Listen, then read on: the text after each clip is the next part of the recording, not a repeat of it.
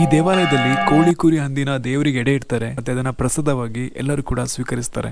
ನಾವು ಮತ್ತೆ ಭಾವನ್ ಫ್ಯಾಮಿಲಿಯವರು ಬೆಳ್ಳಂಬೆಳಗ್ಗೆ ಮಡಿಕೇರಿಯಿಂದ 65 ಕಿಲೋಮೀಟರ್ ದೂರದಲ್ಲಿರುವ ಹಾಸನ ಜಿಲ್ಲೆಯ ಅರಕಲಗೂಡು ಕಡೆ ಹೊರಟ್ವಿ.